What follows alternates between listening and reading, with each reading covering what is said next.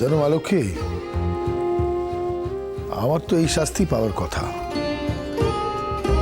আমি তোমার মামনিকেই তো চোখের ঝলে ভাসিয়েছি। আমার মেয়ে শাস্তি পাবে না? পাবেই। দেখো মারুজ্জামশাই, একদম এইসব কথা বলবে না, বুঝেছো? আমার কিন্তু এসব কথা শুনতে ভালো লাগছে না। নিজের সম্পর্কে যা কথা বলো বলো, মেয়েকে জোরে কোনো অকথা কুকথা একদম বলবে না, বুঝেছো?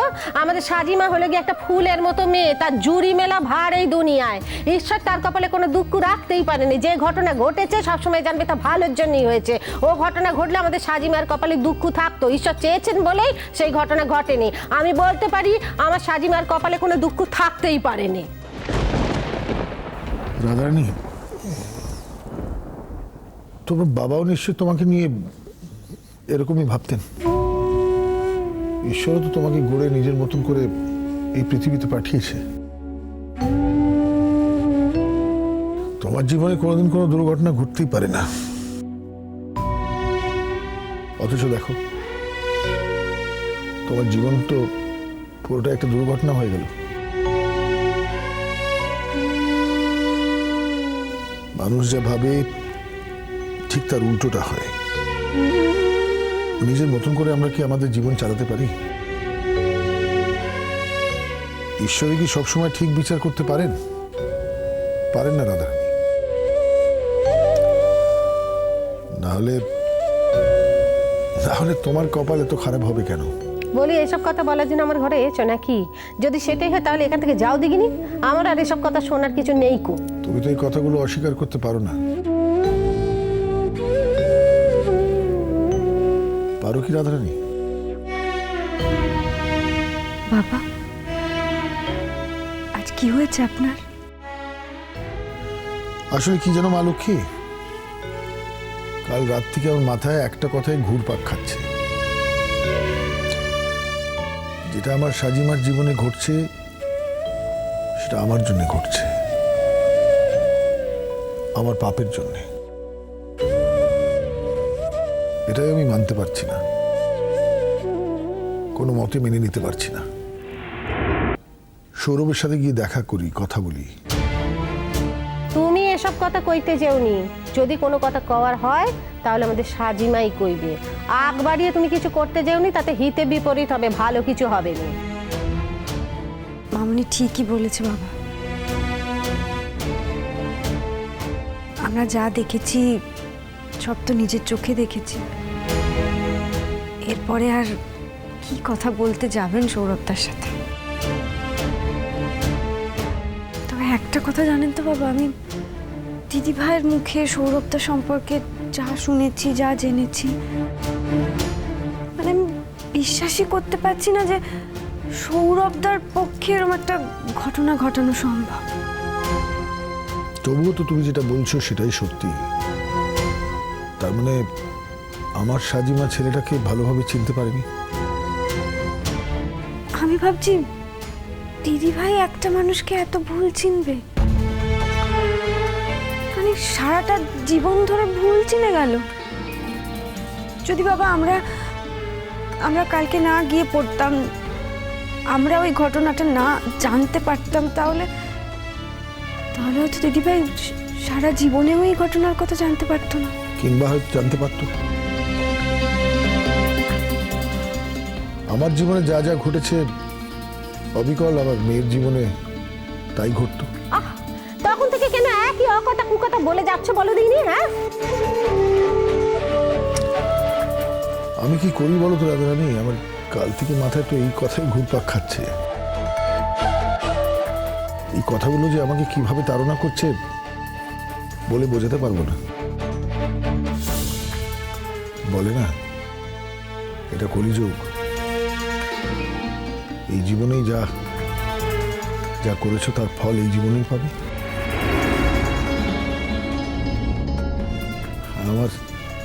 আমার জীবনে তো এটা অক্ষরে অক্ষরে ফলে গেছে। আমি যা পাপ করেছি তার ফল আমি এই জীবনেই পেয়ে গেলাম। ওই তো দিদি ভাই চলে এসছে। দিদি ভাই, আমরা কখন থেকে সবাই তোমার জন্য অপেক্ষা করছি। তুমি মানে তোমার অফিস থেকে আসতে এত দেরি হলো? আজ অফিস যেতে একটু দেরি হয়েছিল কাকু। কই না তো, তুমি তো যেরকম সময় অফিস যাও ওরকম সময় গিয়েছিলে আজকে দিদিভাই। আসলে অফিস যেতে দেরি হয়েছিল কাকুন, সোজা অফিসে যাইনি আজকে, সৌরভের সঙ্গে দেখা করতে গিয়েছিলাম। সৌরভ ফোন করেছিল, সেখানে একটু দেরি হলো, তারপর অফিসে কিছু কাজ পেন্ডিং ছিল তাই।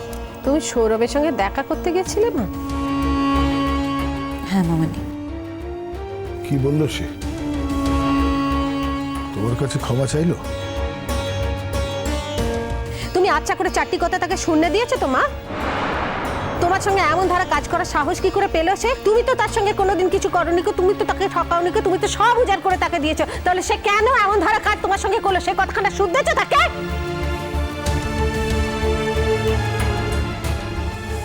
মামনি, কটা বাজে খেয়াল আছে? 8টা বেজে গেছে। আমি অফিস থেকে ফিরেছি, আমার খুব খিদে পেয়েছে। হ্যাঁ তাই তো, আমার একদম খেয়াল নেই দিদিভাই। সত্যি তো তোমার খিদে পাবারই কথা। তুমি বসো, আমি এক্ষুনি, তুমি একটু বরং ফ্রেশ হয়ে নাও, আমি এক্ষুনি তোমার জন্য খাবার নিয়ে আসছি। কাকুন, হ্যাঁ দিদিভাই।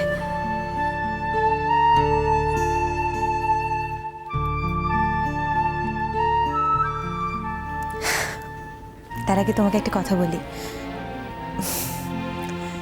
বিয়েটা হচ্ছে না ভেবে কিন্তু হাল ছেড়ে বসে থেকো না। বিয়ে ঠিক দিনে ঠিক সময়েই হচ্ছে।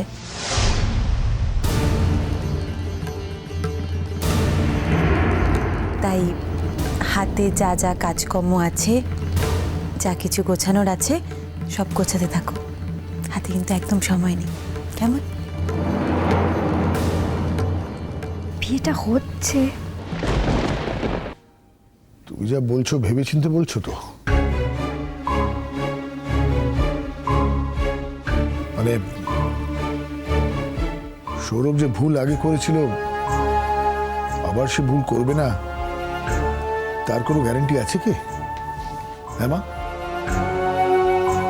দিদিভাই, এত কিছু হয়ে যাবার পরেও তুমি কি করে বলছো বিয়েটা হচ্ছে? হ্যাঁ গো সাজিনা, এই বিয়ে হবে? হবে মামনি। বিয়ে যেদিন হওয়ার কথা ছিল সেদিনই হবে।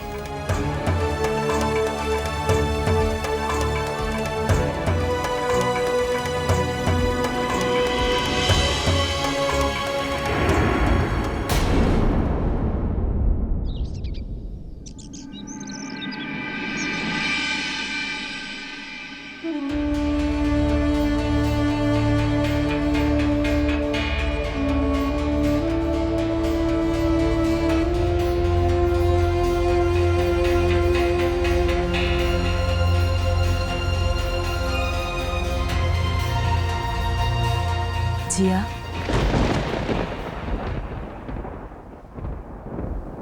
আমি ডাকছি তোমায়।